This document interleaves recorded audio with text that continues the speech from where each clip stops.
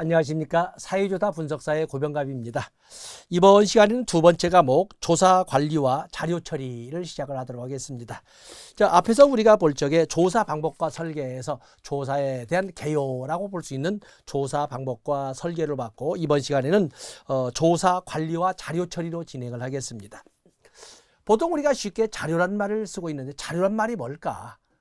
또 자료와 유사하게 혼용되고 있는 용어에는 정보라는 단어가 있는데 먼저 사회과학이기 때문에 개념을 명확히 하고 자료의 종류인 1차 자료와 2차 자료에 대해서 보도록 하겠습니다. 자, 간단하게 좀 판서를 좀 하고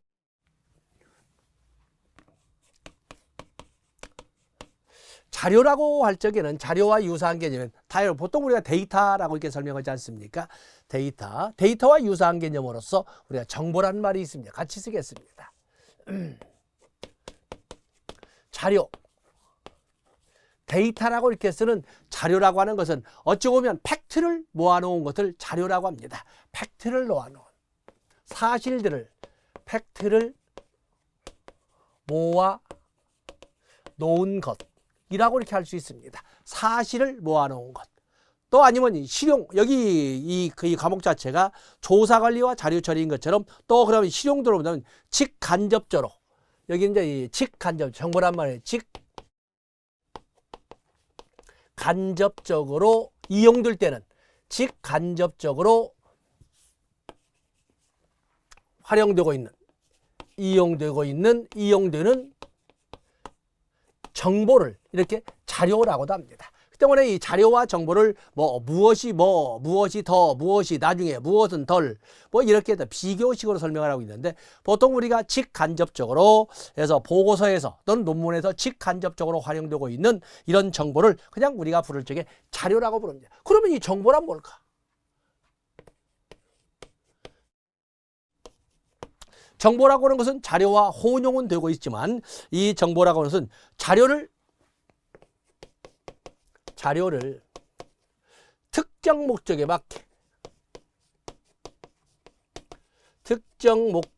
맞게 가공하여 자료를 특정 목적에 맞게 가공하여 판단의 근거를 제공할 수 있도록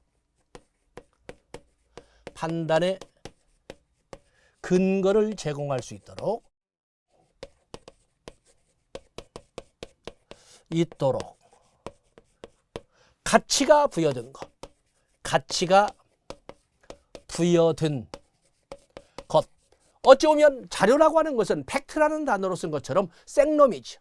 그야말로 여기는 익힌 거예요. 그야말로 그 가치를 특정 목적에 맞게 가공함으로써 판단의 근거를 삼을 수 있도록 연구자가 판단의 근거를 삼을 수 있도록 이렇게 가치를 부여한 것을 정보라고 설명을 합니다. 어찌 보면 우리가 이 혼용, 앞뒤를 관계없이 혼용을 하고 있지만 정보가 묵힌 것이고 팩트라는 것은 그냥 생놈이죠. 로우의 입장입니다. 있는 그대로 모아놓은 걸로써 보고서나 논문 작성에 직간접적으로 이용되고 있을 때는 정보도 자료라고 이렇게 부른다는 것입니다. 그러면서 이 유형에는 자료의 유형에는 다양한 유형이 있겠지만 우리가 보면 1차 자료와 2차 자료 너무나 많은 개인이 썼군요. 1차 자료와 2차 자료로 나누어서 설명을 할 수가 있습니다. 1차 자료와 2차 자료에 대해서는 여러분들이 반드시 숙지를 하고 계셔야 됩니다. 한번 이제 1차 자료를 보도록 하겠습니다. 1차 자료. 여기 1차 자료.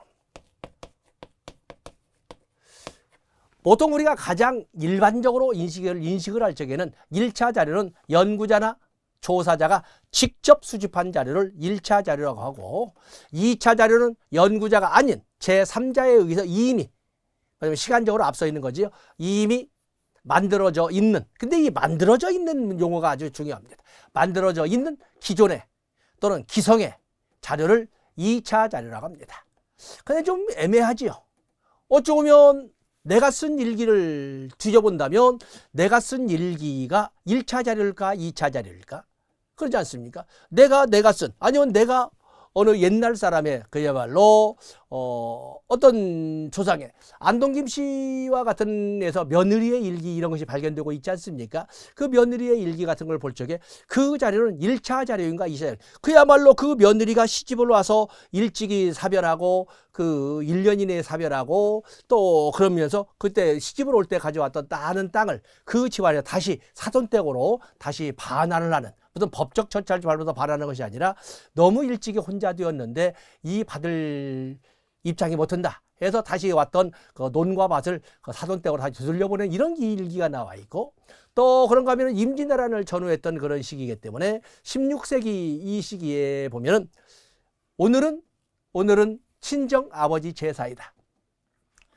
저 전에는 작년에는 둘째 남동생이 제사를 지냈는데 올해는 내가 모실 때이다. 물가가 많이 올라서 재소 품목이나 제대로 갖출지 모르겠다. 그래서 그런 일기를 볼 적에 아하 옛날에는 아들과 딸이 만약 고려시대처럼 아들과 딸이 돌아가면서 제사를 보셨구나 라는 거 역시 옛날에 자식들 입장에서는 지금의 자식들 입장인 것처럼 그야말로 물가 때문에 재소 품목을 마련하는데 이렇게 고심하는 이런 것들을 보면서 참 가슴이 참 서늘하면서 참 이렇게 정감 가는 이런 자료를 수집할 적에 그게 바로 1차 자료인가 2차 자료인가 이런 문제 나오지 않겠습니까? 자, 1차 자료라고 할 적에는 바로 그냥 보자. 1차 자료라고 할 때는 이건 연구자가 그냥 바로 또는 조사자, 연구자가 직접 수집한 자료. 연구자가 직접 수집한 자료를 1차 자료라고 합니다. 어찌 보면 직접적 출처입니다. 직접적 출처. 또 그런가 하면은 이 주제에 대한 이 1차 자료라고 하는 것은 연구자가 직접 준비를 했던 직접 수집한 자료이기 때문에 주제에 대한 직접적인 시각을 제공하는 자료입니다. 왜냐하면 직접 수집이기 때문에 주제에 대한 직접적 시각, 주제에 대한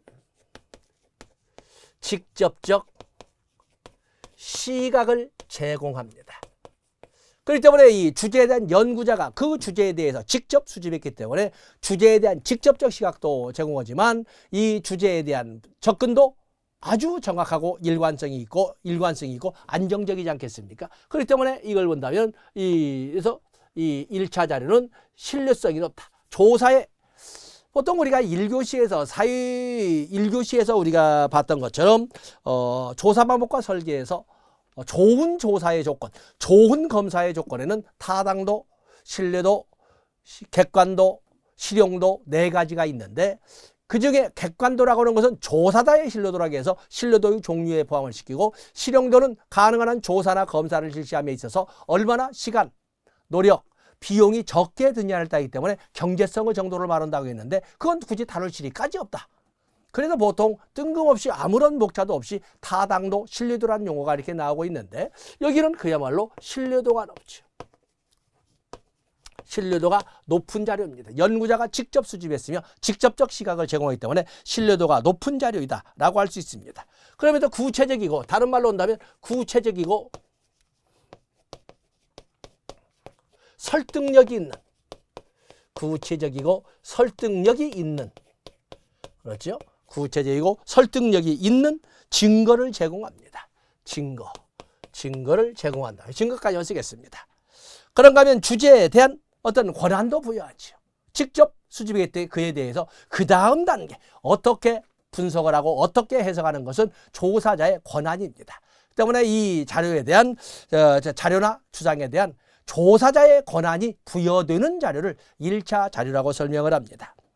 때문에 1차 자료를 수집할 적에는 아무렇게나 수집. 우리가 조사라고 할 적에는 아무렇게나 알아보는 것을 조사라고 하지 않는다고 그랬죠. 적어도 사회과학에서 조사라고 할 적에는 논리적 원칙과 표준화된 절차에 따라 뭔가를 알아보는 활동으로 공개되었을 때 조사라고 하지 않습니까?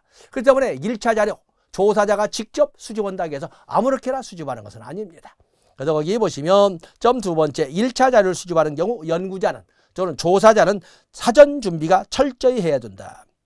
한번 읽어보겠어요. 조사 설계를 통해 조사 설계 그야말로 조사 설계라고 하는 것은 연구나 아니면 연구에 대한 가설 검증을 위한 사전 각본을 조사 설계라고 하는데 어떤 방법으로 어떤 대상을 가지고 조사를 할 것인가를 정하고 거기 보면은 표본 추출 방법, 전수 조사를 할 것인가, 표본 조사를 할 것인가, 조사 대상을 연령대로 나눌 것인가, 성별로 나눌 것인가, 지역별로 나눌 것인가, 조사 대상을 정하고 측정해야 될 개념과 척도를 구성한 다음에 측정의 도구를 척도라고 하지 않았습니까?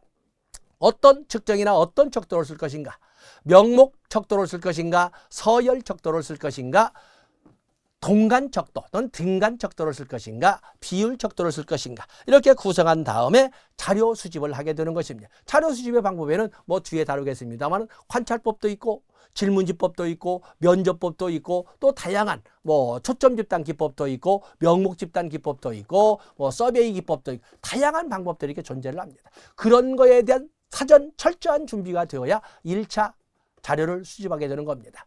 만약에 그냥 자기가 조사자가 직접 수집하기 때문에 아무렇게라는 생각을 하는데 아닙니다. 철저한 사전 준비가 되어야 한다. 조사의 절차는 어떤 주제가 선정이 되면 그 주제에 대하여 가설을 설정해보고 가설 검증을 위한 사전 각본, 조사 설계를 하고 조사 설계대로 소위 자료 수집, 그 방법이나 대상을 가지고 자료를 수집하고 수집된 자료를 분석해서 보고서를 작성하는 거거든요. 바로 이제 이런 절차를 여러분들이 보셨다가 해야 됩니다. 그렇기 때문에 여기 1차 자료의 방법으로서는 1차 자료의 예로서는 뭐 우리가 보면 바로 연구자가 직접 수집한 자료이기 때문에 여기 보면 실험 어떻습니까? 실험. 연구자가 직접 자료를 수집한 거죠. 연구자가. 또 그런가 하면 원본 실험, 원본 연구, 원본 연구자료. 또는 연구자료 원본. 이렇게 할 수도 있지요. 또 그런가 하면 1차 자료로서 보는 것은 동영상 자료. 동영상 자료. 우리가 CCTV나 폐쇄, 뭐냐면 폐쇄 있죠? 폐쇄율이라고 불리는 이게 동영상 자료. 또는 일기나, 일기. 또는 이게 작품이나 또는 유물이나 또는 유적. 이런 것들도 역시 연구자가 직접 자료를 수집하는 자료가 되지 않겠습니까? 그런가 하면 어떤 인공물이라고 하는 물리적 자료, 인공물, 물리적 자료, 물리적. 자료로서 인공물. 이런 등으로서 한마디로 말해서 팩트 그 자체는 이를 모아놓은 것을 우리가 자료라고 하고 자료 중에서도 직접 수집했기 때문에 1차 자료라고 하는 것입니다. 미리 뭐 선수학습 한다고 그럼 2차 자료는 1차 자료를 분석한 것을 2차 자료라고 하는 것입니다. 1차 자료를 특정 주제에 맞게 또는 특정 주제에 대한 배경을 제공하는 이런 자료를 2차 자료라고 하는 것입니다. 그 때문에 해석 자료지. 그래서 거기 보시면은 1차 자료, 니은번에 보면 수집 방법 및 선택 기준, 설문지나 면접법 등이 있으며 관찰로도 수집이 가능하다. 그렇죠. 유물이나 유적을 통해서. 또 그러면 설문지나 면접법을 통해서 또는 실험을 통해서도 자료는 수집이 가능하지 않겠습니까? 그래서 거기 보면 좀 두 번째, 조사자가 주어진 의사결정 문제를 해결하기 위해 사전에 작성된 적절한 조사 설계를 통해 수집한 자료이므로 사전에 작성된 조사 설계에 의해 수집된 자료이므로 조사 목적에 적합한 타당도, 신뢰도, 다시 말해서 알아볼 것을 제대로 알았으며 알아볼 것을 보다 정확하게 알아봤다라고 할 수 있다. 그래서 뭐 정확도도 나왔지만 신뢰도를 보통 신뢰도를 다른 말로 정확성, 일관성, 안정성, 동질성, 동형성이라고도 하거든요. 그 때문에 여기는 정확성을 제일 앞에 놨지만 어쨌든 타당도, 알아볼 것을 제대로 알았으며 알아볼 것을 상대적으로 정확하게 알아봤다라고 볼 수 있는 것이 1차 자료가 되겠으며, 그러가면 셋째 줄에 수집된 자료를 의사결정에 필요한 시기에 적절히 이용할 수도 있다. 그래서 수집해 놓은 거기 때문에 수집해 놓은 상태의 팩트의 시그마를 우리가 1차 자료라고 할 수가 있습니다. 그에 비해서 2차 자료가 나와 있군요. 2차 자료. 여기 보면은 당연히 타당도, 알아볼 것을 제대로 알았으며 신뢰도, 책에는 뭐 정확도, 신뢰도가 모두 높다. 상대적으로 표현하지만 높다라고 설명할 수가 있습니다. 그에 비해서 2차 자료. 2차 자료라고 하는 것은 우리가 구어체로 설명한다면 연구자나 조사자가 아닌 그 누군가에 의해서 이미 만들어져 있는 자료. 만들어져 있다고 그러잖아요. 수집한 자료가 아니라 만들어져 있는 자료. 만들어져 있는 자료가 있지요. 바로 그것을 2차 자료라고 합니다. 그래서 거기 보면 개인, 집단, 조직, 기관 등에 의해 이미 만들어져 있는 방대한 자료 또는 연구 목적을 위해 사용될 수 있는 기존의 모든 자료. 그래서 기존의 자료 또는 기성 자료, 한자를 쓰기가 그렇습니다만 이런 자료를 해서 2차 자료라고 합니다. 그래서 연구자 요유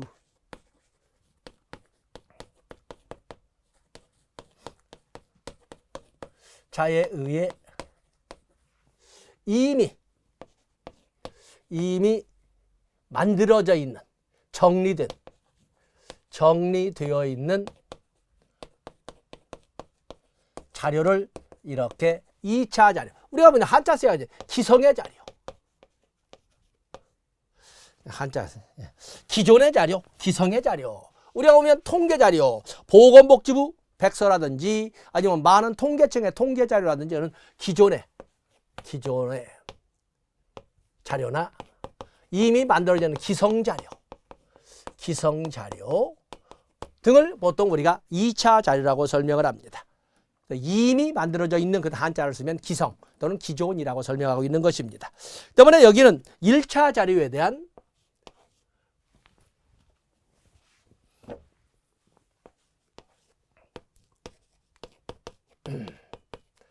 1차 자료에 대한 해석, 1차 자료에 대한 해석이나 또는 분석된 자료, 분석 자료. 그 때문에 우리가 보면 어찌 보면은 2차 자료만 하더라도 정보에 보다 가까운 설명이라고 할 수가 있어요. 정보라고 하는 것은 자료라고 1차 자료든 2차 자료 간에 자료를 특정 목적에 맞게 판단 기준으로 쓸 수 있도록 가치가 부여된 것을 정보라고 하잖아요. 1차 자료에 비해서 2차 자료는 상당히 정보 쪽에 가까운, 그래서 이 1차 자료에 대한 해석이나 분석 자료를 이렇게 2차 자료라고 하는 것입니다. 때문에 1차 자료에 대한 어떤 1차 자료에 대한 어떤 반영이나 또는 요약 또는 같이 판단하면 정보가 되니까 이런 식으로 좀 더 2차 자료는 좀 더 정보에 가까운 식으로 정보에 가까워져 있는 이런 자료를 2차 자료라고 합니다. 근데 그걸 누가 만들었다? 연구자나 조사자가 아닌 제3회자가 시간적으로 이미 앞서서 만들어져 온, 이미 앞서서 정리해 놓은 자료를 2차 자료라고 하는 것입니다. 그다음에 2차 자료는 거기 보시면 다음 페이지에 보시면 특징 보면 기성이라는 자료가 나와 있죠. 기성의 자료자. 그래서 기성, 그죠? 보통 한자 쓰는 것이 그렇습니다만 기성의 자료다. 이게 요즘은 한자 시대가 아니니까 기성의 자료다 한 말이 첫 번째 나와 있습니다. 때문에 여기는 이 기성의 자료는 연구자가 자료 수집, 분류 과정을 통제할 수 없답니다.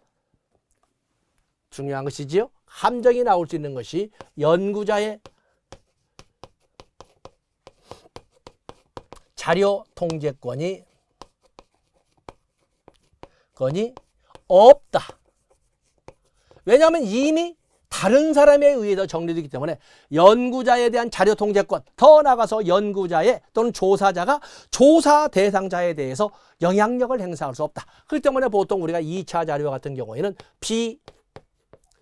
비관여적 개입이라고 합니다.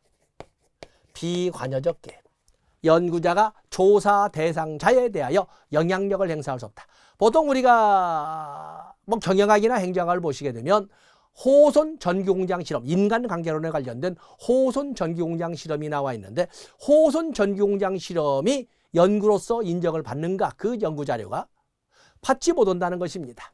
왜냐하면 연구의 대상이었던 호손 전기공장의 일부 파트는 테일러의 과학적 관리론의 4대 원리인 시간연구, 동작연구, 표준화, 성과급의 그 요소를 모두 반영했던 거였어요. 아닌 게 아니라 테일러의 4대 요소를 가미한 그 집단은 다른 호손 전기공장 직원들보다 생산성이 월등히 높았어요. 그래서 테일러의 과학적 관리는 참으로 위대한 이론이다 라고 증명이 된 거예요. 그런데 문제는 이런 과학적 관리론을 접목시키지 않은 다른 부서에서도 생산성이 문득 높아지는 경우가 생긴 거였어요. 그런데 뭐 때문에 그럴까 해서 봤더니 설사 시간연구, 동작연구, 성과급 표준화를 적용 안 해도 그냥 사무실 내의 분위기가 좋다면, 아니면 조직 부서별 직원들 간의 관계가 좋아진다면, 아니면 그 리더의 기분이 좋다면 문득 생산성이 높아지는 경우가 생기더라는 거예요. 그래서 결론이 뭐야? 과학적 관리론을 통해서 또 생산성은 높아지지만 꼭 과학적 관리론만이, 성과급이나 표준화만이 생산성을 높이는 건 아니다. 그냥 사무실 분위기나 인간관계만으로도 생산성은 높아질 수 있다라는 이런 결론을 내린 것이 인간관계론이라고 하는 거예요. 그러면 이 이론은 연구로서 인정을 받을 수 있는가? 문제는 인정을 받을 수 없다는 것입니다. 왜냐하면 테일러의 4대 원리를 적용한 것은 정 안 되면 4대 원리가 적용됐기 때문에 생산성이 높아졌다. 테일러가 말한 대로 생산성 증대에 아주 좋은 변수를 뒀다라고 하지만, 다른 부서는 왜 높아졌어? 정말 사무실 분위기가 좋으면, 아니면 그 사무실의 책임자의 기분이 좋아지면 생산성이 높아질까? 부정된 거였어요. 왜냐하면 이미 그 소손 전기공장 사람들은 자기 공장이 하버드대 교수에 의해서 전국을 대상으로 하는 연구 대상 집단이 됐다는 것을 알고 있었어요. 그 때문에 연구가 시작되기 전부터 분위기가 떠 있던 거죠.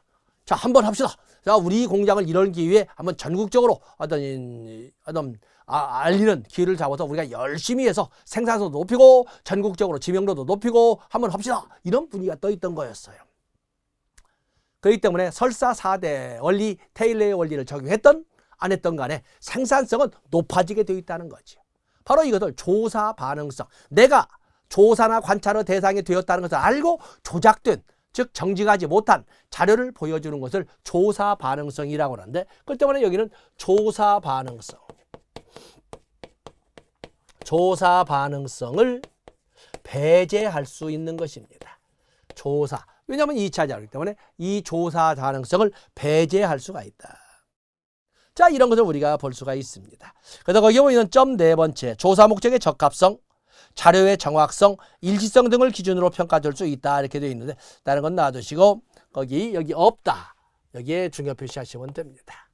연구자의 자료 통제권이 없다. 연구 대상자에 대하여 영향력을 행사할 수 있다거나, 아니면 연구 대상자로 하여금 조작된 자료를 보이게 한다거나, 뭐 이런 거에 대해서 영향력을 행사하는 데는 한계가 있다라는 말을, 그래서 거기 중요 표시 수집 분류 과정을 통제할 수 없다라는 걸 봐주시고, 그다음에 장점으로서는, 장점 겸 밑에도 나와 있습니다만은, 자료 수집 과정에서 시간적, 공간적 제약을 받지 않는다. 시공간적 제약을 받지 않는다. 자료 수집 과정에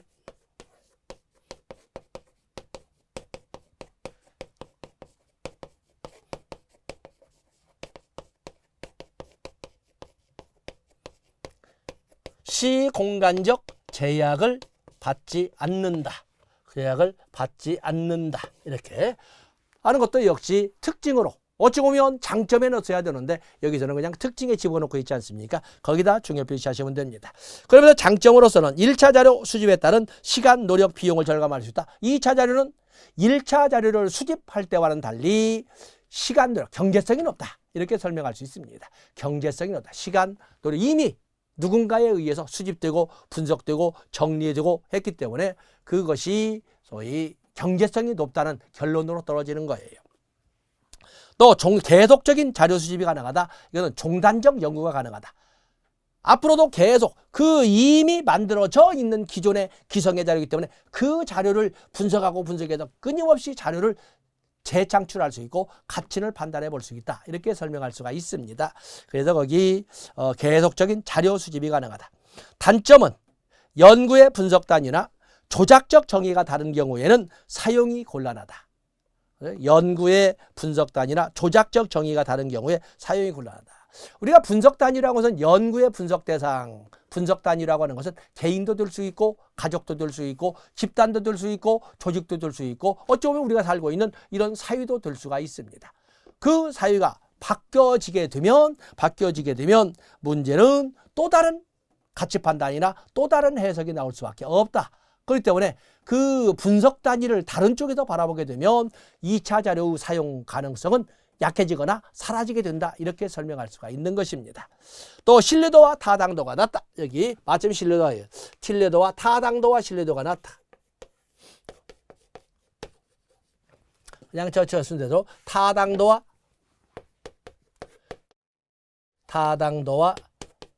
신뢰도가 낮다. 그야말로 연구자가 알아보고자 하는 것을 기존에 연구를 한 사람도 그걸 알아보려고 했는지 아닌지는 알 수가 없거든요. 알아보고자 하는 것을 제대로 알아봤느냐라고 하는 것은 타당도라고 하는 것이고, 알아보고자 하는 것을 얼마나 일관성 있게, 얼마나 정확하게, 얼마나 오차가 적게 알아봤느냐는 것은 신뢰도라고 하지 않습니까? 1차 자료는 연구자가 직접적으로 자료를 수집하고 직접 접촉을 통해서 실증적 자료를 수집했기 때문에 알아보고자 하는 것을 제대로 알아봤고, 알아보고자 하는 것에 대한 정확성이, 신뢰도가 높다고 볼 수가 있지만, 2차 자료는 기존의 연구자와 현재 연구자의 관점이 다를 수도 있는 거거든요. 때문에 다른 방향을 통해서 다른 것을 알아보고자 한 기존의 자료를 현재 자료가, 현재 연구자가 그걸 가져다가 현재의 분석 단위로, 현재의 주제로 바꿔서 쓸 수도 있는 거거든요. 때문에 타당도가, 알아보고자 하는 것은 방향이 다를 수도 있고 정확성도, 일관성도 떨어질 수밖에 없다라고 볼 수가 있는 것입니다. 그래서 보시고, 다음에 3차 자료란 말을 아주 드물겠습니다만 가지고 가보겠습니다. 3차 자료. 동일한 연구 문제에 대해 방대하게 축적된 경험적 연구 논문들을 기반으로, 방대하게 축적된 경험적 연구 논문을 기반으로 그 논문들을 대상으로 분석하는 연구, 종합연구, 메타연구라고 하는데, 이 메타연구의 기초자료를, 종합연구의 기초자료를 3차 자료라고 합니다. 어찌 보면 우리가 보면은 박사학위 논문을 쓰게 되면 거기에 보는 기존의 연구에 대한 선행 연구를 하게 됩니다. 그래서 주제에 대한 소개를 하고, 다음에 이와 관련 또는 이와 유사한 주제에 대해서는 이전에는 어떤 연구들이 있었는지를 알아보는 것을 선행 연구라고 합니다. 바로 이 선행 연구, 그렇기 때문에 오늘날에는 저작 매체가 어마어마하게 발달했기 때문에 오늘날 논문을 쓰기에는 옛날처럼 일일이 1차 자료만 가지고 논문을 쓰지 않아요. 요즘에는 거의 대부분이라고 할 정도로, 이공계와 같은 경우에는 1차 자료 직접 실험을 통해서, 직접 관찰을 통해서, 직접 현장을 방문해서 이렇게 연구하는 것이 많지만, 인문 사회과학과 같은 경우에는 오히려 이런 직접적인 실험이나 관찰이나 현지 연구나 이런 것보다는 기존에 있는 많은 선행 연구 자료를 정리해서 방향을 잡고 주제를 설정하게 되거든요. 그러다 보니까 3차 자료, 거기 보면은 점 2번째, 종합 연구를 수행하기 위해, 하지만 우리가 일반적으로 논문을 쓸 때 사용하는 기초 자료, 어떤 방대하게 축적된 선행 연구 자료, 방대하게 축적된 연구 논문들, 복수의 개념으로 들을 3차 자료라고 하고 있는 것입니다. 3차 자료. 최근에는 동일한 분야 또는 동일한 주제에 관한 경험적 연구문의 양이 크게 증가하는 추세이므로 종합적 연구의 필요성이 증가하고 있고, 사실은 오늘날 거의 대부분이 종합적 연구를 합니다. 종합적 연구. 더 나아가서 인간의 역량으로는 분석하지 못하는 것을 제4차 산업혁명의 과정에서 AI가 개입된 분석을 하게 되면, 또 여기 나오는 3차 자료는 어마어마한 양으로 도저히 인간의 생각의 폭에서 벗어나 있는 이런 자료까지도 창출해내거든요. 그래서 챗 GPT라든지 AI 분석이라든지 이런 것은 우리가 상상할 수도 없는 어마어마한 세상으로 우리를 이끌어가야 될 것이고, 우리가 알고 있는 자료의 범위를 넓히게 될 겁니다. 어제는 우리가 여기 사회주다 분석사를 하고 있지만, 당연히 우리는 더욱더 4차 산업혁명에 관련된 많은 거에 관심뿐만 아니라 많은 거에 대한 숙지를 하고 있어야 돼요. 한 번 더 옆에 날개 있는 문제를 보실까요? 다음 중 2차 자료가 아닌 것은, 1차 자료는 연구자가 직접 수집한 자료를 1차 자료라고 하는 것이고, 2차 자료라고 하는 것은 기존에 연구자가 아닌 제3자에 의해서 정리, 체계화된 자료를 2차 자료라고 합니다. 각종 통계 자료나 이런 통계청, 보건복지부, 행정안전부 이런 분석 자료는 다 2차 자료였죠. 연구자가 직접 응답자에게 질문하여 질문지법을 통해서 얻은 자료, 또는 관찰을 통해서 얻은 자료, 실험을 통해서 얻은 자료, 또는 유적지를 방문해서 얻은 자료, 이런 것들은 직접 연구자가 가서 수집한 자료 아니겠습니까? 1차 자료. 조사기관의 정기, 비정기 간행물 정기, 비정기. 이 간행물은 이미 기존의 자료보다는 누군가의 수집해 놓은 자료가 정리 체계화되어서 간행물로 나온 거거든요. 2차 자료. 그다음에 기업에서 수집한 자료. 당연히 뭐 연구자가 아닌 자에 의해서 수집된 자료 2차 자료. 그다음에 두 번째 문제를 보시면 2차 자료. 특징이 아닌 것은 상대적으로 수집에 드는 시간과 비용이 적게 든다. 그렇죠? 1차 자료는 직접 연구자가 직접 실험을 하거나 방문을 하거나 이렇게 해야 되는 시간, 노력, 비용이 많이 듭니다. 그래서 그런데 2차 자료는 이미 누군가에 의해서 수집되고 정리되고 체계화된 것을 갖다 쓰기 때문에 경제성이 높다. 이렇게 합니다. 현재의 연구와 직접적인 연관이 있어 분석 결과를 바로 사용할 수 있다. 현재의 연구가 직접적 연관이 있는 것은 직접적 증거로서의 자리를 갖는 것은 1차 자료죠. 현재의 연구와 직접적 연관이 있다 하는 자료는 1차 자료입니다. 저 자료의 적합성을 평가하여 연구에 활용해야 된다. 포스 데이터. 이 포스 데이터란 뭐냐면 판매 시점 데이터입니다. 포스 데이터. 포인트 오브 세일. 그다음 판매 시점 자료라고 하는데 포스 데이터 어떤 우리가 이제 일반적으로 거래 관계에서 물류에서 쓰기 때문에 포스 데이터, 상업용 자료, 연구 간행물 등 2차 자료에 속한다. 그렇죠? 판매 시점 자료라든지. 그래서 판매 시점 자료라는 것은 가맹 사업자의 매출액이나 상업 정보를 바탕으로 해서 시장 변화 요인이 무엇인가?